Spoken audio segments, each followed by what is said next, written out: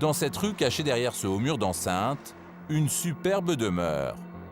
Une très grande maison en pierre de taille, avec piscine. Mais c'est surtout un vrai bunker. Chien de garde, caméras de vidéosurveillance, sirènes et nombreux détecteurs reliés à une alarme.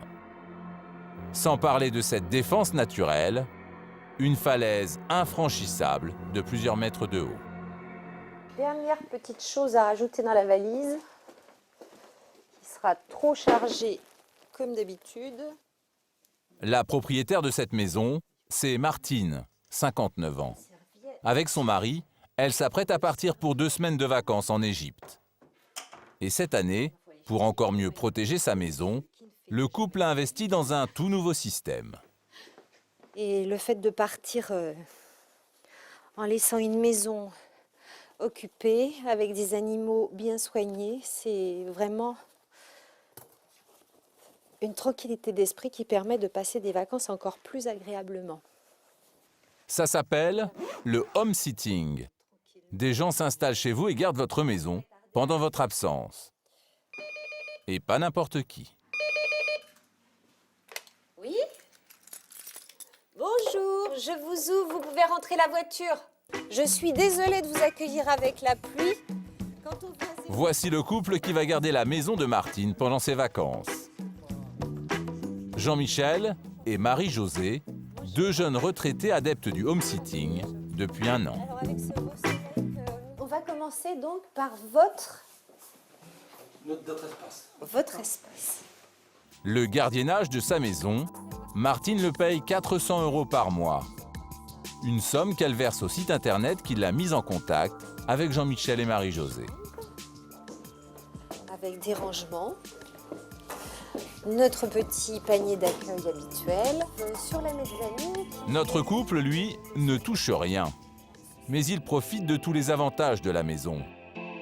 20 h, c'est l'heure à laquelle Jacques, le mari de Martine, rentre de son travail. Voilà nos hôtes et gardiens. Marie-Jo, Jacques, Jean-Michel. Le home sitting, c'est aussi l'occasion de se faire de nouveaux amis. Les 2 couples vont dîner ensemble pour apprendre à se connaître. Et très vite, on parle cambriolage. Avant de venir ici, par contre, on a été cambriolé à Paris. On nous a tout retourné là dans la maison, oui. Tout ce qu'ils voulaient, quoi.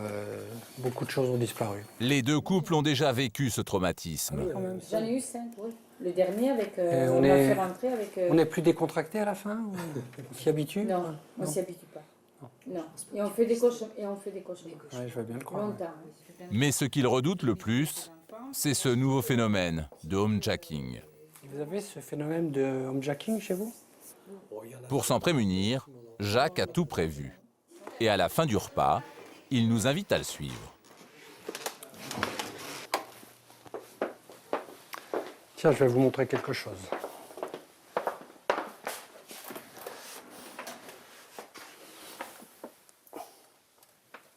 Voilà, je me réserve quand même un petit peu le droit d'avoir ça. Bon, c'est vrai que pour moi, c'était plus pour faire du tir. Il est vrai que c'est dissuasif. Ça servirait qu'en cas de légitime défense, si on peut dire. L'arme de Jacques, c'est une carabine 22 long rifle utilisée pour la chasse. On referme le culot comme Il n'aimerait pas s'en servir, mais il a déjà imaginé le pire. On sait qu'il y a des degrés différents dans les cambriolages et dans les homejacking. Je pense qu'il y a des gens qui n'ont peur de rien. À ce moment-là, je n'aurais que ça pour me défendre éventuellement, quoi. Vous seriez prêt à abattre quelqu'un si vous en étiez obligé, par exemple? Si j'étais obligé, je pense que je me défendrais en tirant, oui. Mais il est difficile de savoir comment on peut réagir. Nous avons montré ces images à Benoît Desmartins, commissaire à Montpellier.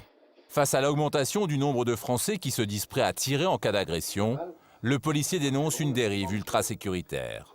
Nos concitoyens n'ont pas à faire usage des armes. Nous sommes en République, vous avez une police républicaine qui est au service des citoyens. Nous ne sommes pas aux États-Unis. Les conditions de la légitime défense sont très très restrictives. La riposte doit être proportionnée à l'attaque. Elle doit se faire dans le même temps. Si la légitime défense n'est pas retenue par la justice, la peine encourue est de 20 ans de prison. Alors en cas d'attaque, voilà la conduite à tenir. La meilleure des réactions, c'est quelque part la passivité. Par contre, après, c'est d'appeler très rapidement les services de police qui seront tout à fait à même de rechercher les auteurs de ce type d'acte. Le lendemain matin, pour Martine et Jacques, c'est l'heure du départ en Égypte. Allez, direction Le Caire. Bon voyage, partez tranquille. profitez Ben voilà, on est tranquille.